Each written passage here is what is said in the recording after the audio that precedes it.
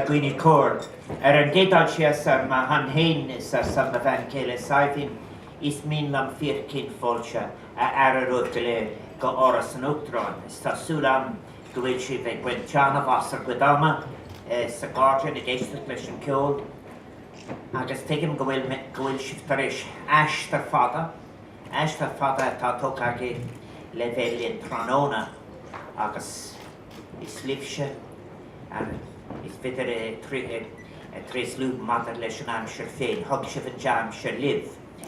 Sabina and I are absolutely delighted to welcome you all to Oras Nuchtron. And I have to say, this is a very, very special, Coluder special. This is a very, very special set of communities, the communities of the islands. I had the great fortune in my previous life and in public roles to have a period as Minister with responsibility for the islands. And that enabled me to undertake many visits to the islands. But most importantly, something that has stayed with me, I've had the opportunity to hold a deep respect and appreciation for island life. Island life is a life lived in dialogue and sometimes in confrontation with Alvaria, the sea and the sky, waves and wind, an existence at times austere and vulnerable, but it's always heightened by the strength of close community ties and blessed by landscapes of astonishing beauty. I remember a great story, in fact, of Padre O'Donnell's, I think, about a woman from the islands who marries a man in the valley and who cannot get used to the idea of the sun never completing its journey down the side of the Mantork Mountains. So the gwifni gala mar macortana na hilian estulian is the ohasera me tronuna marutrana here in the desha avagam confolge rove gleir. Pobl na nilion mar gwyd megas nindini siwyd cymalishin a hakin lives na hegr estulian. Tho siad sy'n din cymal. Is gwydden lym gymain, ceidwr mar ample le me ffocl marchin o jirgeron coradam in a gón an tiara cyr. Tawl fwyli fanna ag magi rofa corot lôn eish gitioc yn cladig o'r wir fal in yere le, sanara cyr. Now Marjorie O'Gerard's poem might evoke those long time island evenings when spring was giving way to summer, and where all is well and there is nowhere to compare. But it is the experience of winter, however, that islanders of all generations may have easiest to recall, and where the obligations, indeed, of policy for governments of different kinds arise, and indeed are too often, I have to say, insufficient.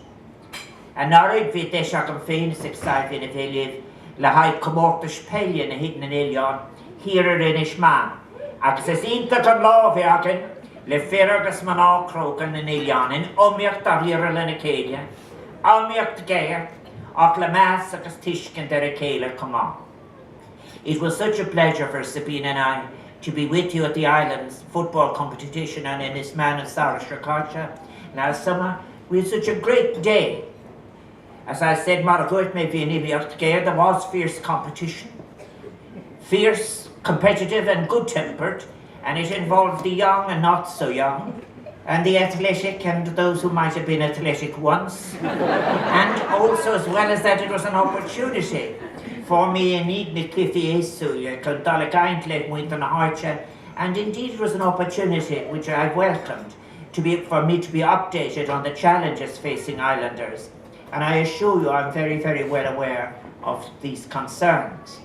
Many of you have made very long journeys to be with us this afternoon, and I thank you very sincerely for that. I realize that for many, this is a busy time of the year, and I'm grateful to all of you for making an ash the Fathership for coming this long journey and making the time.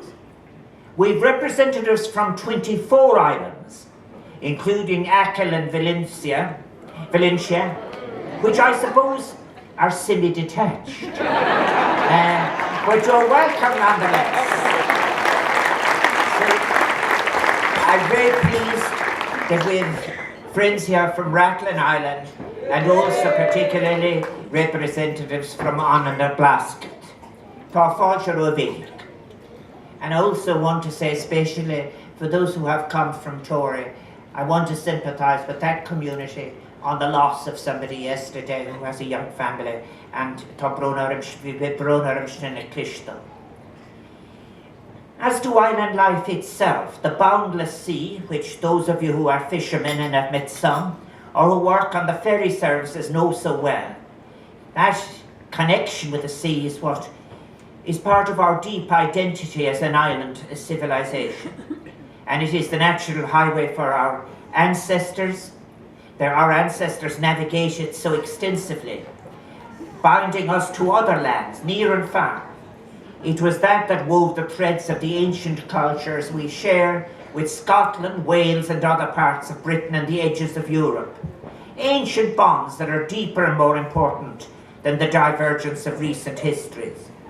In fact, it is interesting. It is only possibly in the last 2 centuries that we turned our gaze from the sea towards somewhat exclusively towards the land. We can think of, for example, the Irish monks that moved between islands of St. Colman and St. Finan, departing the island of Lindisfarne, the former to settle in Inishbofin off the Mayo coast, and the latter on Church Island, across the bay from Skellig-Vihil in County Kerry. I also want to take this opportunity, as I mentioned these outlying places, to pay tribute to those who help you, including the Coast Guard, and we were all very moved at the loss of life that was involved in Rescue 116. But this human story of places and spaces and migrations, of which you're all the descendants and custodians, it continues to exist, while of course you seek to adapt to new realities, opportunities and challenges. And it would be a tragic loss, and it is frankly unacceptable that the island way of life, which is so central to Irish culture, would drift to the margins of our history or of our public policy.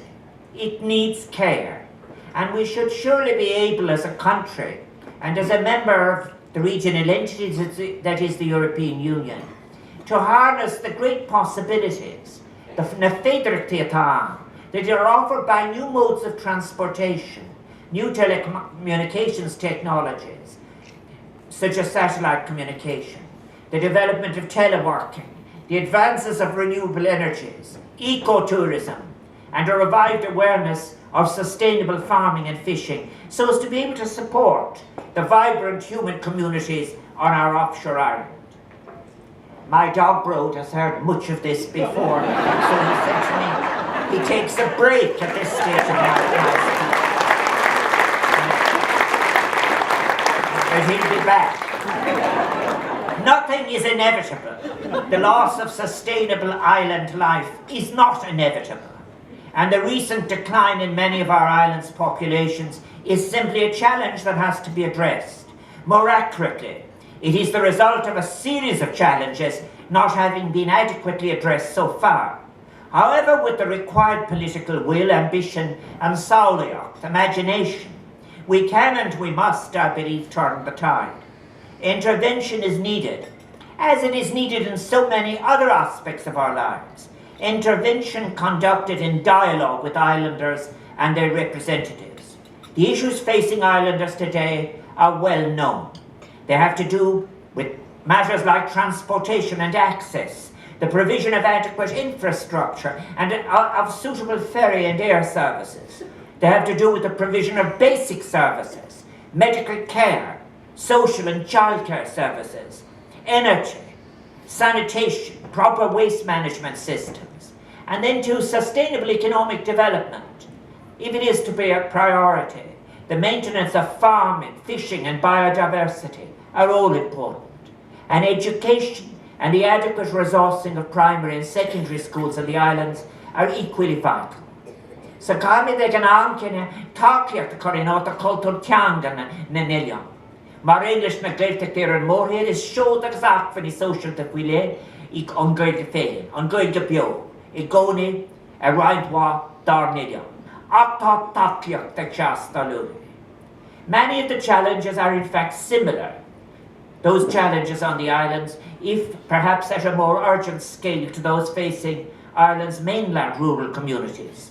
And they're all related, these challenges, The presence or absence of any single element can make the difference between sustainable, healthy communities or communities in decline. And they call for a holistic, imaginative, all-of-government development strategy for our offshore islands as for rural Ireland. And such a policy should, above all, have a flexibility that acknowledges the uniqueness of different island experiences and aspirations. Islands do not exist on paper only. They're surrounded by the sea in different circumstances that throws up different challenges. And we cannot accept that some of our islands be left cut off from the mainland during several weeks in the year. Nor is it simply an adequate response to request that some islanders move to the mainland so as to avail of the right to public housing. Neither is it a normal pressure of living that entire families be left with no choice but to move away from their island rather than send their children to live in bed and breakfast accommodation on the mainland during the school year. And then in relation to health, one needs only to think of the distress experienced by pregnant women, older people and those in need of urgent medical care on those islands without a resident nurse or a doctor. And I thank all those nurses and doctors who have helped. And then the loneliness of winter months spent with our children on those islands where schools have been closed. So one has only to realise that if you are serious about islands, these are states of affairs that are simply not acceptable. Island life itself, island life itself has an intrinsic worth which cannot be assessed simply in population size or financial cost or touristic consumption. It has a value that can only be measured adequately by the fullness of the experiences which all of you islanders, it has a value which you experience and derive from day after day from your life as islanders in its fullest sense. A value which lies in the extraordinary sense of freedom and security enjoyed by children on the islands. A value that should be assessed in the light of the exceptional natural life of island life. The distinctive flora that feeds off the winterage of cattle in the dry fields. The nesting of guillemots, cormorants, storm petrels and cliffs. The visits of seals, dolphins, basking sharks. That richness of island life expresses itself in the literature, in the mythology, in the beautiful language spoken on some of our islands. It has infused memoirs such as those of Tomás Cliff and Willis O'Sullivan, Peg Sayers. It informed the writings of Liam O'Flaherty and Father O'Donnell that I've mentioned already, and Brendan O'Hare, and many, many others. It shines in the writings of all those from Ireland and abroad, whose imagination was captured by the islands. John Millington Synge, O'Malley, Heaney and Amast, but also, for example, Graham Greene and Heinrich Bohl, whose cottage on Achill Island is now a residence for artists. According, it is appropriate that we should build then on the profusion of initiatives, public and private, which already contribute to sustaining and strengthening our island communities, if we are to craft together a generous and daring vision for the future of our islands. And I'm thinking just one example of people I met earlier this afternoon. The project the EU funded Aran Life on the 3 Aran Islands, where farming communities are known to have lived for over 4,000 years. Such projects, more than mere conservation enterprises, they are the future of sustainable communities, a future which will draw new and responsible connections between our natural environment, science and local knowledge, rather like in the same way in the farming practices in the Burn. Each of our offshore islands, as I've already said, is unique. It has its differences, and their communities are different, with different needs and development paths appropriate to themselves. And it could never be any one-size-fits-all approach. So in achieving that great collective task, I know that Ireland, that today, as says Maruth Ronahan, that you can be relied on, all of you, who know the value of island life, and who are determined to perpetuate it. Some of you are fishermen, farmers, teachers, nurses, civil servants, entrepreneurs. You are engaged in the tourism industry. Some of you are shopkeepers, members of cooperatives, development companies, builders, scientists, vets, people who bring letters, water, electricity to the islands, who maintain roads and piers, who supply ferry services, air services. To all of you Maruktra and Herringam Wikish, I extend my thanks and I extend my most sincere thanks. Kinshe, ta asar mendesha vaga menula ma wikis o pri, a gala gak ein din agiv asa mede yenenshiv san biotar babil ilion. So agus gwym rahari don talki, mar fuckerske. May I thank all those who have worked so hard to make this event for you a memorable occasion for all of us. A very big thank you to our MC Sean Rocks, to the talented musicians and artists who have so generously performed for us today. Mihala Kahain, Tara Viscardi, Mevo Rourke, the In Tune for Life Orchestra, the Dublin Ukulele Collective, Conor Harrigan, Fergal Murko and Edie Nimaki, Conal Duffy, Skipper's Alley, Odd Socks, and the wonderful Jerry Fish.